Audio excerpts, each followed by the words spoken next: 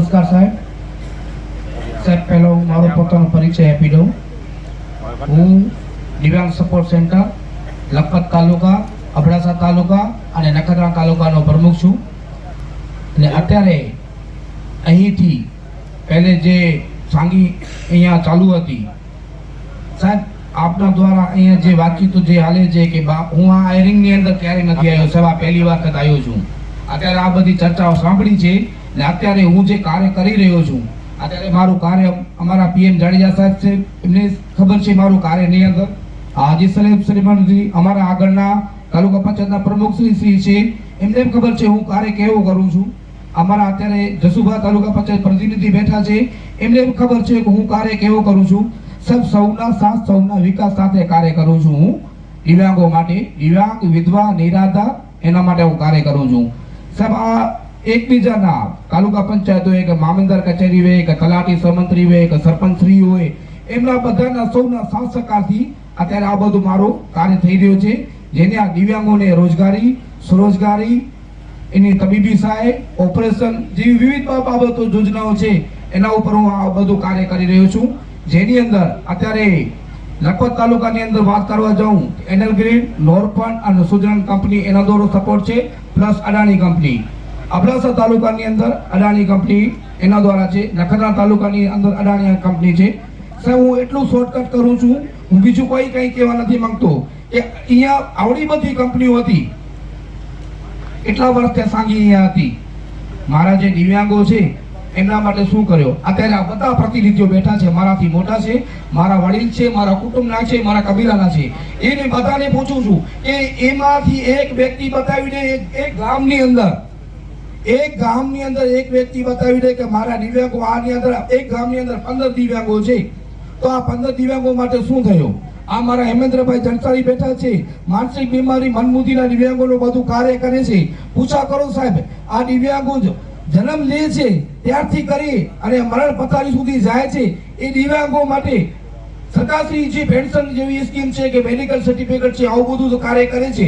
પણ સાહેબ એ લોકો માટે રોજગારી માટે કોણ કામ કરે છે સાહેબ? સ્વરોજગારી માટે કોણ કામ કરે છે સાહેબ? આ લોકોને પૂછવા કરો. આ બધા પ્રેસ વાળા, મીડિયા વાળા ઉભું બેઠા છે, આખા કચ્છની વાત કરો, આખા ગુજરાતની વાત કરો.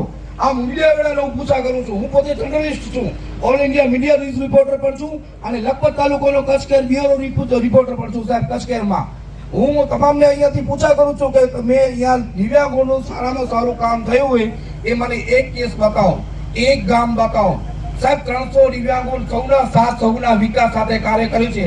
આ મારા પીએમ જાડેજા સાહેબ બેઠા છે, એની રૂબરૂની અંદર વાત કરું છું સાહેબ. લખાડવાની વાત નથી, બધા પ્રૂફ સહિત વાત કરું છું. આ મારા હાજી સાહેબ બેઠા છે, એમને ખબર છે આ બધા કાર્ય કોઈને 1 રૂપિયો ક્યાં નથી આપ્યો, કોઈને કાંઈ પાછું નથી આપ્યું સાહેબ. એકબીજાના સાથ સહકારથી સૌના વિકાસ સાથે. અને અડાણી કંપની મને શું લીધું એ તમને કહું સાહેબ.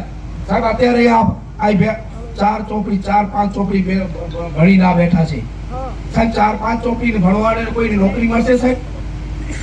સાહેબ કેવી કેવી ડિગ્રી જોઈએ તમે વિચાર કરો. આ બધા પત્રકાર બેઠા છે, પત્રકારના પૂછા કરો. અત્યારે એન્જિનિયરની નોકરી કરવી હોય, મેડિકલમાં લાઈન લેવી હોય, કેવી કેવી ડિગ્રી જોઈએ? અત્યારે આ મારો દિવ્યાંગને કોણ રાખશે નોકરી ઉપર? તમે કહો આ ચોપડી ભણેલો છે, આને નોકરી કોણ આપશે? આ બધા પ્રતિનિધિ બેઠા છે, પૂછા કરો એમને કેટલા વર્ષ થયા મારા દિવ્યાંગો એક સાથે ક્યાં નોકરી ઉપર લાગ્યા? એક જણ ઊભું થઈને મને કહી દે કે અહીંયા આ દિવ્યાંગને આ નોકરી આપી અમે. આવા જે દિવ્યાંગ બેન છે એની તો દશાની વાત અલગ કરી સાહેબ. હમણાં આમ નથી કરતો, અત્યારે હું ખાલી મારા દિવ્યાંગોની વાત કરું છું. દિવ્યાંગ બેનની વાત પછી કરીશ, અત્યારે દિવ્યાંગોની વાત કરું છું સાહેબ. સાંગી ચાલુ ન થઈ, હજી એમનું ઓપનિંગ હતું. મેં અડાણી કંપનીથી સંપર્ક સાધ્યો અને મારા એક સાથે 50 દિવ્યાંગોને આ લોકો નોકરીઓ આપ્યો સાહેબ. 50 દિવ્યાંગોને સાહેબ. આ બધા રૂબરૂ બેઠા છે, બધા રૂબરૂ લિસ્ટ હાજર છે. અડાણી કંપની, હું એમ નથી, હું અડાણી કંપનીમાં નોકરી નથી કરતો સાહેબ. હું પ્રમુખ છું ખાલી. આ દિવ્યાંગોના હક અધિકાર એના મળે એના માટે સરકારશ્રીની જે યોજનાઓ છે એના ઉપર જનજાગૃતિ કાર્ય કરી ને આ લોકોના સીધી રાહ ઉપર લઈ આવું સાહેબ. ગુજરાતમાં આવું નથી બન્યું. અહીંયા લખપત તાલુકામાં જે બેસ્ટ કામગીરી મારા સરપંચો દ્વારા, મારા તાલુકા વિકાસ અધિકારી દ્વારા, આ મારા પ્રતિનિધિ જતુભા બેઠા છે એમના દ્વારા, આ હાજી બાપા બેઠા છે એમના દ્વારા જે વિકલાંગોના કાર્યક્રમ સાહેબ કચ્છમાં ક્યાં નથી થયા સાહેબ? એક તાલુકા પંચાયત બતાવો જે આવા કામ થયા હોય એમ નથી કોઈ સાહેબ. હું રૂબરૂ સાહેબ પ્રૂફ સહિત બધું આપું સાહેબ. 50 દિવ્યાંગોને અદાણી કંપની નોકરી ઉપર રાખ્યા. અને બીજી વાત, અત્યારે હું એક ઉદાહરણ તરીકે વાત કરી સાહેબ. તમે ચૌધરી સાહેબ છો, ચૌધરી સાહેબ તમે અત્યારે તમારા ઘરે લગ્ન કરો છો, તમે તમારા છોકરાને લગ્ન કરો છો, આ લગ્નની અંદર તમે કોને આમંત્રણ આપશો સાહેબ? તમે કોને આમંત્રણ આપશો? હું તમને પ્રશ્ન કરું છું. તમારા જેવા સમાજ સર્કલ થી જે પણ હશે એને આપશો ને? પત્રકાર મિત્રો છે, તમારા અધિકારી છે, હેડ અધિકારીઓ છે સાહેબ. અદાણી સાહેબ, જીતુ અદાણી સાહેબ કોને આમંત્રણ આપ્યું છે ખબર છે? બધા દિવ્યાંગોને, આખા ગુજરાતના દિવ્યાંગોને સાહેબ. આરે પ્રૂફ મોટા સાહેબ જુઓ સાહેબ, બધું અદાણી સાહેબ બતાવો. અહીંયા અમારું લિસ્ટ પડ્યું છે સાહેબ. તમારી ભાવના સમજી શકું છું, પણ આપણે મૂળ મુદ્દો જે છે પર્યાવરણનો આ છે સાહેબ. મારો મુદ્દો આના ઉપર જ આવે છે સાહેબ. અત્યારે અહીંયા કંપની બને છે, મારા 50 દિવ્યાંગોને રોજગાર નીતિ હું અમારી સાથે, અને આ કંપનીને હજુ કહેવા માંગુ છું કે હજી મારા બીજા આજુબાજુના ગામડા છે એ આ દિવ્યાંગોને રોજગારી આપે. આ 4 ને 5 ચોપડી ભણેલા ને દિવ્યાંગોને બધાને કાયમી નોકરી મળી છે સાહેબ. આ ના માટે મારો બીજો ગર્વ શું જોઈએ? હું ધન્યવાદ કરું છું અદાણી સાહેબ, જીતુ અદાણીને, કે આવા અમારા 21 દિવ્યાંગોને પોતાના ઘરે ત્યાં બોલાવી અને બધાને દિવ્યાંગોને, બધી બહેનોને 12 લાખ રૂપિયા આપ્યા. મામેરો, લગ્નનો મામેરો આપ્યો 12 લાખ રૂપિયા 21 જણાને આપ્યો છે.